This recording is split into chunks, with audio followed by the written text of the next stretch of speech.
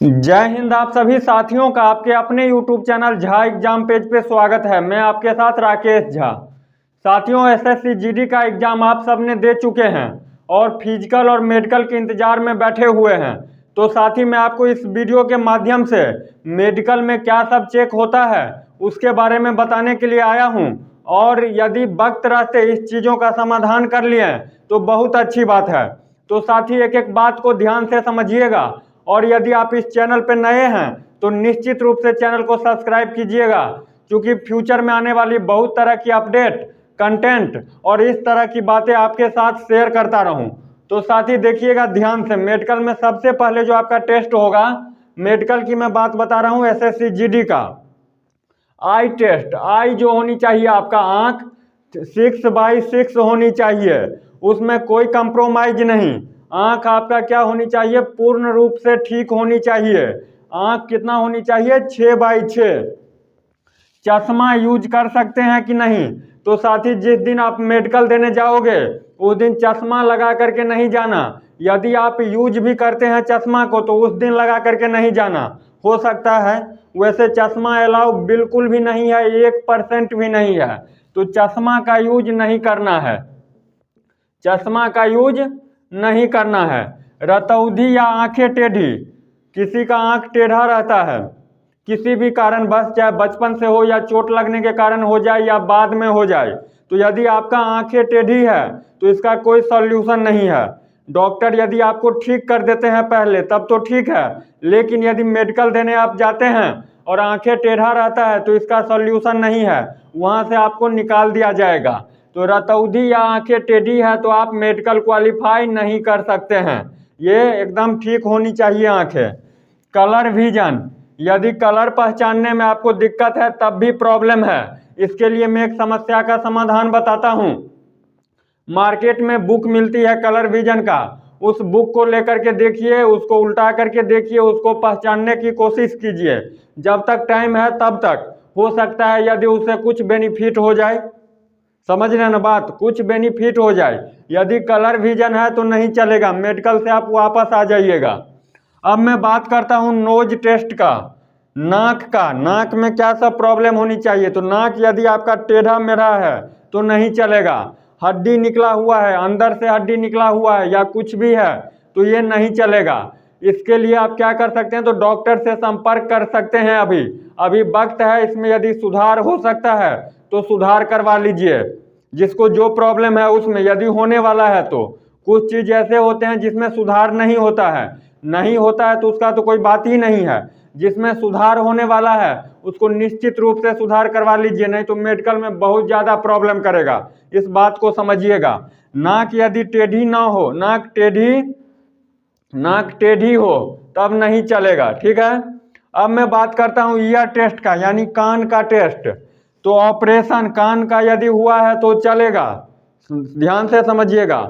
Operation यदि कान का हुआ है 2 साल पहले, 4 साल पहले, और सुनने में आपको कोई दिक्कत नहीं है तो निश्चित रूप से चलेगा। लेकिन कान का ऑपरेशन हुआ है, आवाज़ साफ से नहीं सुन रहे हैं, कान से कान बहता हो, समझते हो ना, कान से जो निकलता रहता है, यदि सुनाई नहीं देता हो, कान से कुछ बह रहा हो, तब ये फिर नहीं चलेगा, ठीक है। ऑपरेशन यदि क्या हुआ है लेकिन आप स्वस्थ हैं, सब कुछ सुन पा रहे हैं कान से, तब ये चलेगा। लेकिन कान से आप सुनाई नहीं दे रहा है, आपको कान बह रहा है तो नहीं चलेगा।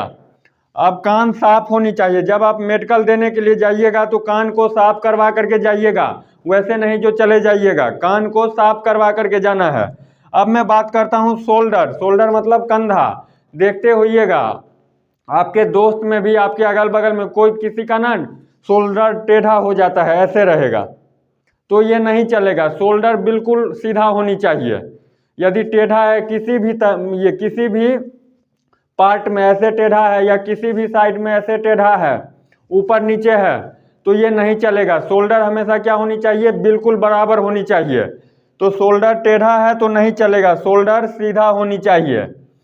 6 फिंगर देखते होइएगा, किसी हाथ में या तो लेफ्ट में या राइट में 6-6 उंगलियां हो जाती है, या पाँव में 6-6 उंगलियां हो जाती है, तो ये नहीं चलेगा। 6 फिंगर वाले नहीं चलेगा। यदि 6 फिंगर है तो प्रॉब्लम होगा, प्रॉब्लम। साथी ध्यान से समझिएगा, यदि इसका सुधार करवा सकते हैं ट्रीटमेंट से, यानी डॉक्टर से संपर्क करके सुधार करवा सकते हैं तो निश्चित रूप से करवा ही लीजिए, नहीं तो मेडिकल में बहुत बड़ा प्रॉब्लम होगा। पीटी निकाल लीजिएगा, फिजिकल निकाल लीजिएगा, मेडिकल में जाकर के अटका देगा, कितने अपने आप पे दुख होगा। तो अभी वक्त रहते हुए इसीलिए मैं पहले से सचेत करने के लिए आता हूँ। ये नहीं जो मेडिकल से 2 दिन पहले वीडियो बना करके लाऊंगा जो ऐसे होगा वैसे होगा। मैं पहले से सचेत कर रहा हूँ, अभी टाइम है। जिस चीज में सुधार होने वाला है उसको सुधार करवा लीजिए डॉक्टर से संपर्क करके। ये नहीं जो अपने आप से कर लेंगे, 6 उंगलियां हैं तो एक को काट करके हटा देते हैं, बैंडेज मार लेंगे, वो और परेशानी करेगा। ऐसे नहीं करना है। यदि 6 फिंगर है तो नहीं चलेगा। अब स्किन प्रॉब्लम ध्यान से समझिएगा। स्किन प्रॉब्लम कहने का मतलब किसी को मान लीजिए पूरा यहाँ से यहाँ तक जल गया, या फिर इधर से इधर जल गया, पेट जल गया, पाँव जल गया। यदि ज़्यादा है तो नहीं चलेगा। व्हाइट स्किन हो गया है बहुत ज़्यादा तो नहीं चलेगा। पूरे शरीर में कहीं पे कुछ है थोड़ा मोड़ा तो चल जाएगा, चल नहीं जाएगा, चलता ही है। थोड़ा मोड़ा है तो चलेगा। और मान लीजिए पूरा पेट ही जल गया है, पूरा पीठ ही जल गया है, पूरा हाथ ही जल गया है, पाँव ही जल गया है तो नहीं चलेगा। स्किन प्रॉब्लम थोड़ा चलेगा, ज़्यादा है तो नहीं चलेगा। ये तो इधर वाली बात थी। अब ध्यान से समझिए, अब दांत के बारे में बता रहा हूँ। दांत का टेस्ट तो आपके मुंह में 28 दांत होनी चाहिए कम से कम। कितनी होनी चाहिए? 28। ये नहीं जो 27 या 28 होनी चाहिए कम से कम। अब आप बोलिएगा जो 28 दांत के अलावा यदि कोई एक दांत टूट गया है तो चलेगा, दांतों में गैप है तो चलेगा, चलेगा नहीं दौड़ेगा। इस बात को समझिएगा। तो कम से कम कितने दांत होनी चाहिए? 28 दांत होनी चाहिए। क्लीन योर टीथ, अपने दांत को साफ करवा करके जाना है, दांत को साफ करवा करके मेडिकल में जाना है। यदि पायरिया है तो इसका ट्रीटमेंट है, डॉक्टर से संपर्क कीजिए, पायरिया का इलाज करवाइए, नहीं तो वहां पे जाकर के प्रॉब्लम क्रिएट होगा। पायरिया उतना बहुत बड़ी बीमारी नहीं है, ये डॉक्टर से संपर्क कीजिएगा, पायरिया ठीक हो जाता है।